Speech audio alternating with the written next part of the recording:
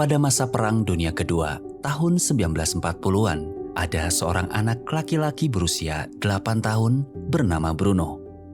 Hari-harinya sangat menyenangkan, punya banyak teman, rumah besar, dan kehidupan nyaman.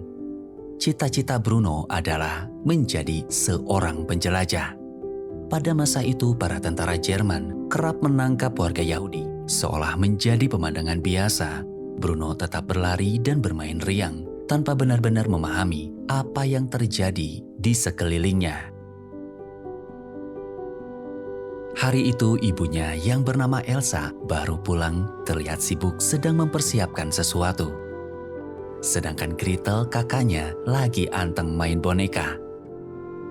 Setibanya di rumah, melihat ruangan sedang didekorasi, Bruno tanya ke ibu. Ibu bilang karena ayah mendapat promosi jabatan baru, besok malam kita akan merayakan pesta. Di dalam kantor ayah yang bernama Rap ngajakin mereka kumpul. Dia seorang perwira yang cukup terpandang di kalangan anggota Nazi. Namun saat tahu mereka akan meninggalkan Berlin dan pindah ke desa terpencil, bukannya senang, Bruno malah sedih. Dia takut tidak bisa ketemu lagi dengan teman-temannya. Rap langsung bilang, ayah itu kan tentara. Tentara wajib menjalankan tugas dari negara. Bruno hanya bisa bengong. Hingga malam tiba, pesta pun berlangsung meriah. Melihat kakek dan nenek datang, Bruno yang tadinya bete sedikit terhibur.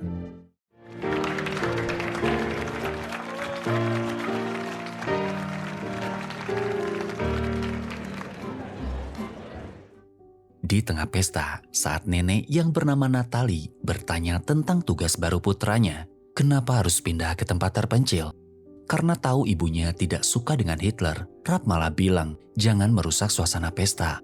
Mending diam dan tak usah berkomentar. Menyadari sedang diperhatikan Bruno, nenek lambaikan tangan, menutupi rasa kecewa terhadap ucapan putranya. Usai pesta sedang asik main perang-perangan, ibu manggil, disuruh siap-siap pergi. Dengan ketiga sahabatnya, terpaksa Bruno harus berpisah.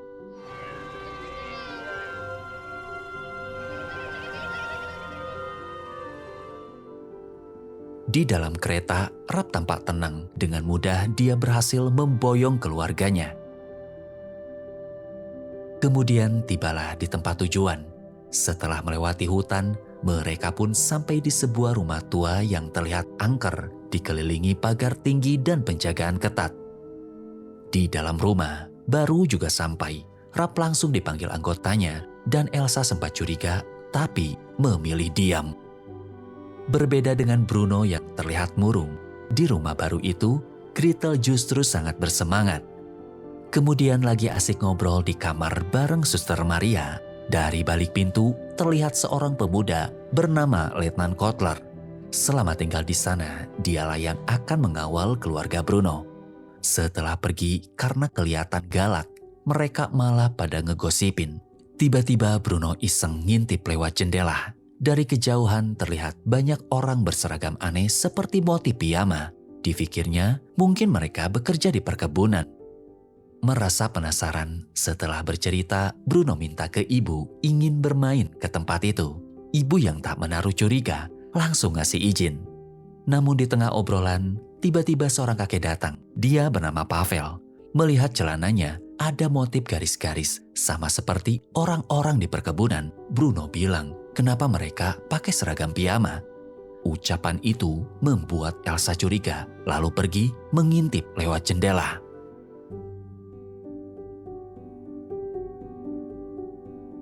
Besoknya di luar lagi asik main.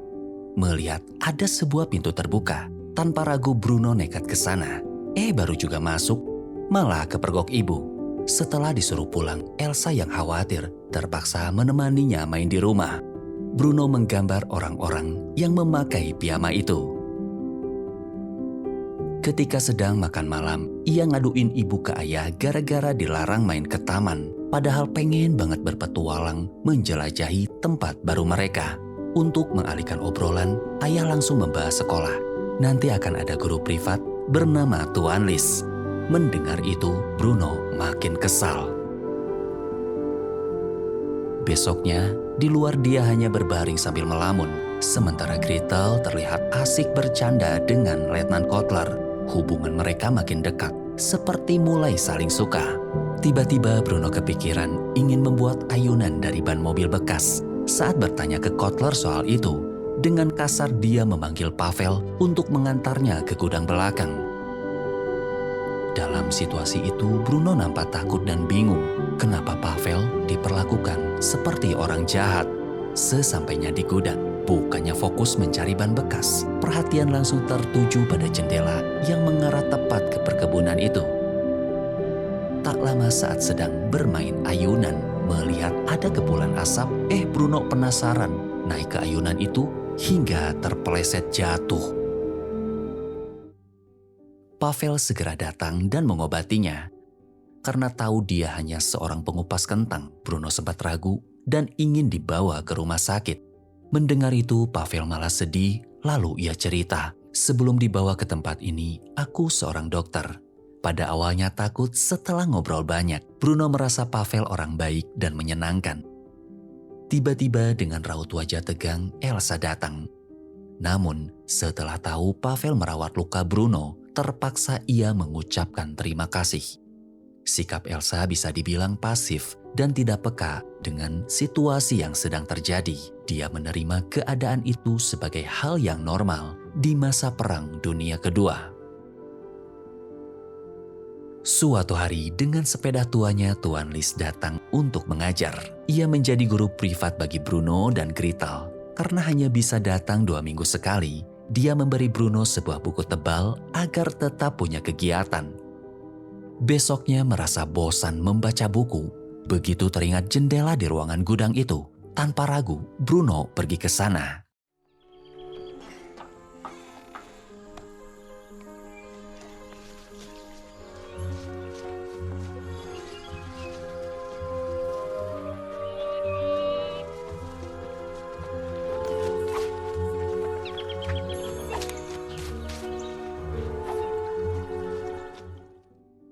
Setelah jauh melewati hutan, di dekat sungai, ia menemukan pagar kawah tinggi. Di baliknya terlihat seorang anak duduk sendirian, dia bernama Smul.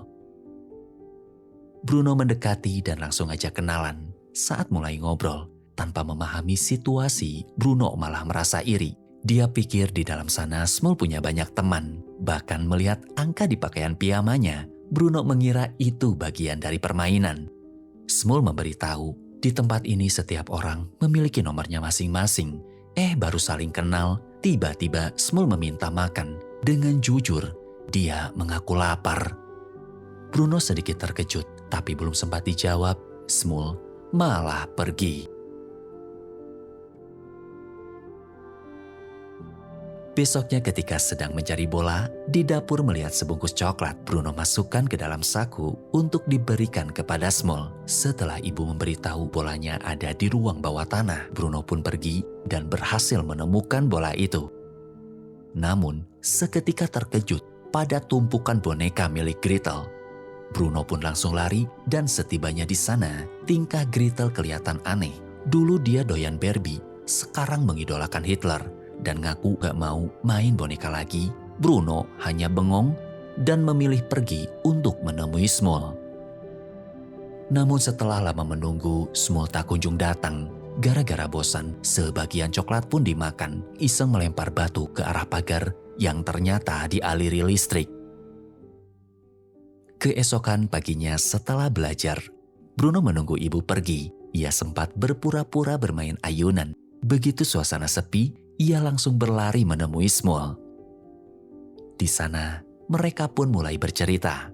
Bruno kembali penasaran dengan seragam garis-garis itu. Smul menjelaskan semua pakaian mereka sudah diambil lalu diganti dengan piyama tersebut. Dia juga bercerita tentang ayahnya. Dulu seorang tukang servis jam, sekarang dipaksa menjadi tukang semir sepatu. Mendengar itu, Bruno jadi teringat pada Pavel. Dulu dia juga dokter, tapi sekarang hanya pengupas kentang.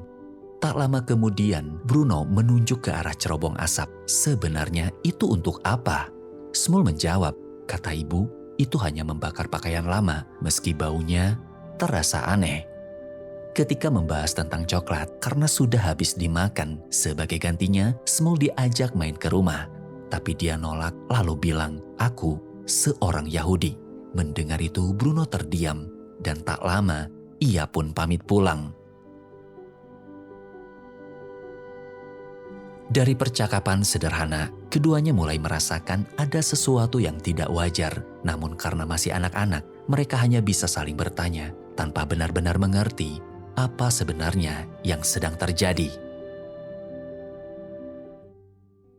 Suatu hari, saat masuk ke kamar Gretel, Elsa terkejut melihat dinding yang kini dipenuhi poster Hitler. Beberapa waktu kemudian, ketika berkumpul dan bermain catur, Bruno kembali membahas cerobong asap. Ia bilang mencium bau yang tidak enak. Rap yang sempat ditanya soal itu berusaha alihkan perhatian ke permainan catur sehingga Bruno menang. Gretel yang biasanya lembut tiba-tiba marah karena dicurangi. Merasa ada yang tidak beres. Di dapur, Elsa curiga Gretel berubah gara-gara Tuan Lis. Ia pun mempertanyakan guru privat mereka sebenarnya apa yang dia ajarkan. Keesokan harinya, Tuan Lis kembali datang untuk mengajar. Jelas Gretel berubah karena yang dia ajarkan bukan matematika, IPS, atau sejenisnya. Namun, membahas orang-orang Yahudi menanamkan kebencian terhadap mereka. Tapi tidak dengan Bruno. Ia lebih kritis bahkan bertanya, bagaimana kalau tidak semua orang Yahudi jahat? Tuan Lis hampir tak mampu menjawab. Ia hanya mengatakan, jika itu benar, maka Bruno akan menjadi penjelajah hebat. Mendengar pernyataan itu, Bruno malah termotivasi. Saking semangatnya niat ingin membawa Small makanan, pas dimasukkan ke dalam tas, kepergok Maria. Tanpa curiga, Maria justru ingin bantu membungkusnya supaya nggak kotor. Tak lama, ibu datang, langsung salvok ke tas Bruno. Tak kehabisan cara, Bruno langsung bilang, "Aku berbohong, ini buku petualangan." Anehnya ibu malah senang Bruno memilih membaca buku petualangan dibandingkan pelajaran dari Tuan Lis. Di pertemuan hari itu, setelah Small selesai makan, Bruno melempar bola ke dalam, namun bola itu langsung dikembalikan. "Jangan dilempar ke sini." Melihatnya tanpa takut, Bruno sempat bertanya, memangnya tidak suka main bola? Belum sempat dijawab, Small malah pergi. Di balik cerobong asap, Elsa mulai mencium bau menyengat. Tanpa sengaja, Letnan Kotler menyinggung sebuah rahasia mengerikan. Tempat itu adalah kamar gas, digunakan untuk menghilangkan nyawa orang-orang Yahudi. Sontak, Elsa terkejut. Di dalam kantor, ketika meminta penjelasan, Rap hanya bilang dia seorang tentara dan semua ini bagian dari perang. Di tengah debat, saking kecewanya, Elsa sempat berteriak, meminta Rap menjauh. Get away from me! It cannot be achieved without work such. Tak lama, Bruno masuk untuk memberitahu bahwa kakek datang berkunjung.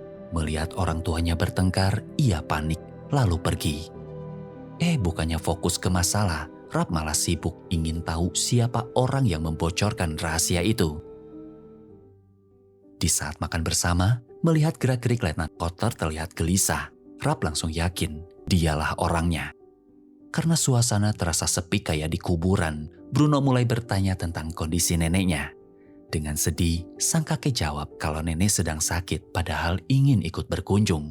Mendengar kabar ibunya sakit, Rap malah cuek. Elsa jadi teringat sesuatu. Dia mulai yakin bahwa Natalie sudah lama mengetahui soal promosi itu. Beberapa saat kemudian, Bruno bercerita bahwa ia tidak menyukai pelajaran sejarah dari Tuan Lis. Dia lebih senang membaca buku petualangan. Lalu Kotler ikut nimbrung. Dulu ia juga menyukai sejarah, namun ayahnya yang seorang profesor justru melarangnya. Sekitar 4 tahun, ayah telah meninggalkan Jerman. Percakapan itu menjadi celah bagi Rap. Dia mulai menyudutkan Kotler, membahas kepergian ayahnya yang dianggap sebagai bentuk pengkhianatan terhadap negara. Jika ayahnya tidak dilaporkan ke pihak berwenang, maka jabatan Kotler akan dicopot. Di tengah suasana tegang, tanpa sengaja Pavel menumpahkan minuman. Sontak Kotler marah, dia diseret ke belakang dan menghajarnya.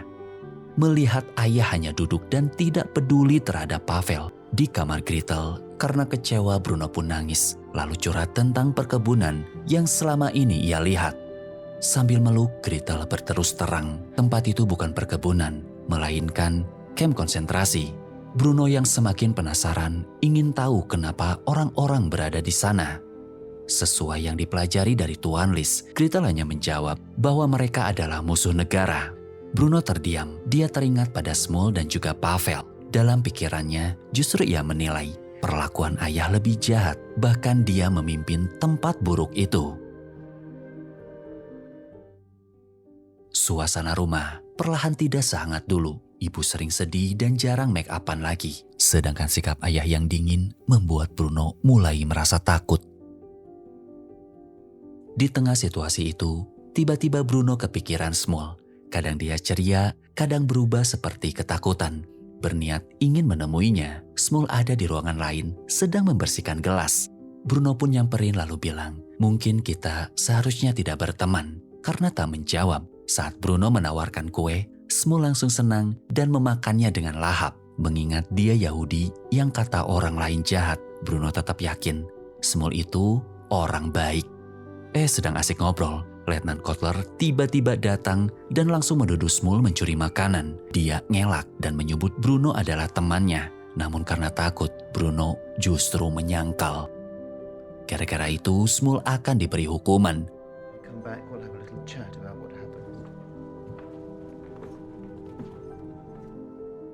Bruno menyesali ucapannya. Saat kembali ke ruangan tadi, yang ia temui malah Maria. Bruno pun pergi ke tempat biasa, berharap Smul ada di sana. Namun, tempat itu kosong. Di halaman depan beberapa mobil tiba. Para tamu datang untuk menyaksikan sebuah rekaman. Dari luar, rasa penasaran muncul. Bruno diam-diam naik dan mengintip lewat ventilasi. Di dalam tampak sebuah propaganda. Rekaman tersebut memperlihatkan kehidupan di camp seolah normal, bahkan menyenangkan. Orang-orang digambarkan hidup bahagia dan memiliki berbagai fasilitas. Di sana Bruno mulai berpikir, mungkin semua cerita buruk tentang tempat itu tidak benar. Setelah acara selesai, Rap keluar dari ruangan.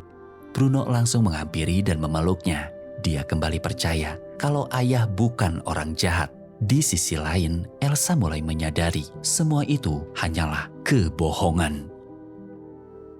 Keesokan harinya saat berpapasan dengan Letnan Kotler, Bruno sempat mengira akan dipukul. Ternyata hanya mengelus kepalanya lalu berpamitan karena ia tidak lagi bertugas di tempat itu. Bruno yang kembali ceria dengan semangat berlari ingin menemui Smul. Namun beberapa hari dia sulit ditemukan. Hingga suatu saat Smul kembali duduk di tempat favoritnya. Tapi wajahnya tampak babak belur.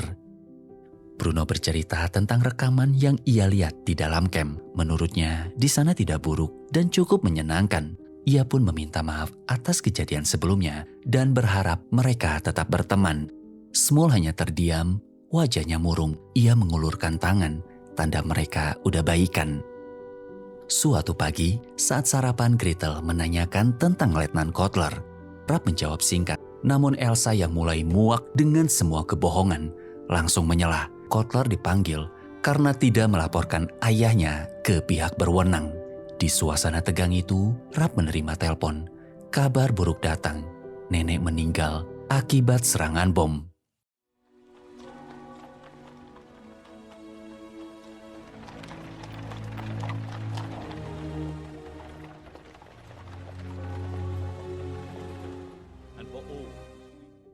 Di tengah acara pemakaman, Elsa melihat ornamen Nazi di sekitar peti. Padahal ia tahu sang ibu tidak menyukai Hitler. Saat mencoba mengambilnya, Rap menahan. Momen itu terasa menyesakan. Elsa pun tak kuasa menahan tangis. Seiring waktu, persahabatan Bruno dan Smul semakin erat. Meski terpisah pagar kawat, mereka tetap bisa bermain catur sambil tertawa lepas. No, that one. Tiba-tiba aja Smul bilang, tolong jangan pergi lagi. Bruno nampak sedih, membalas dengan perasaan yang sama. Di atas ayunan, Elsa bersikap aneh. Rap yang melihat itu merasa malu. Hingga malamnya mereka bertengkar hebat. Di kamar Bruno dan Gretel hanya bisa saling berpelukan. Keesokan paginya, di kantor ayah menawarkan untuk pindah rumah. Gretel langsung setuju, namun Bruno justru menolak. Tapi demi kondisi ibunya, keputusan sudah bulat. Mendengar itu, Bruno hanya bisa pasrah. Suatu hari, Smul terlihat gelisah. Ia bercerita ayahnya dipanggil, namun belum kembali.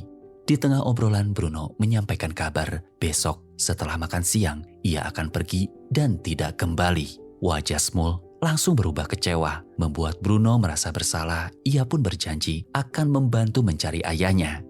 Setelah tahu cara masuk ke dalam camp dengan menggali tanah untuk menyamar, dia harus punya seragam piyama itu. Sebelum pergi, Smul bilang agar misi mereka berhasil, dia akan mencari seragam bekas dari tawanan lain. Malamnya, di tempat masing-masing, Bruno dan Smul sama-sama kepikiran rencana besok. Keesokan pagi setelah mengambil makanan di dapur, saat mau keluar, ibu sempat manggil dan untuk terakhir kalinya, Bruno diberi izin bermain di luar. Sekencang-kencangnya ia berlari, mengejar waktu sebelum makan siang.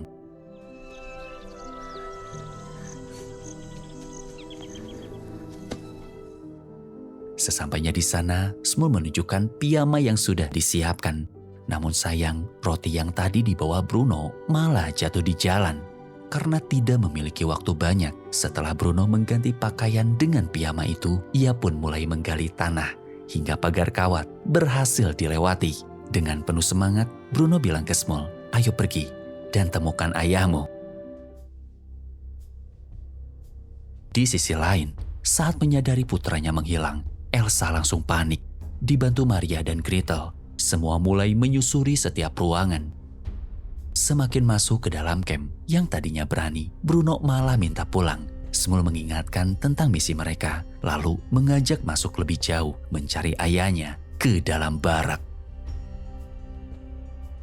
Di dalam barak, baru saja tiba, Bruno dan Smul langsung panik ketika semua orang disuruh berbaris lalu berjalan menuju sebuah ruangan.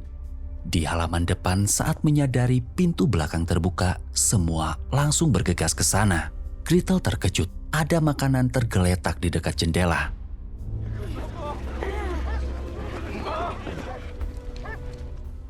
Saat Rap sedang rapat, begitu Elsa datang dan memberitahu Bruno menghilang, mereka pun mendobrak pintu yang selama ini tertutup rapat, lalu bergegas menuju kamp konsentrasi. Sampainya di sebuah ruangan, Bruno sempat mengira mereka di sana untuk menunggu hujan reda. Di dekat pagar kawat saat menemukan pakaian Bruno, Rap langsung yakin putranya berada di dalam camp itu. Dari belakang, Elsa dan Gretel ikut menyusul. Langkah mereka terhenti tepat di depan pakaian Bruno. Kemudian, semua orang digiring masuk ke sebuah ruangan kedap udara. Ternyata itulah kamar gas, tempat yang selama ini membuat Bruno penasaran. Sosok bertopeng menaburkan serbuk dan ruangan itu perlahan tenggelam dalam gelap. Di tengah pencarian, waktu terus berjalan. Di balik pintu, suara teriakan perlahan mereda hingga akhirnya sunyi. Sebuah tanda, Ralph sudah terlambat menyelamatkan Bruno.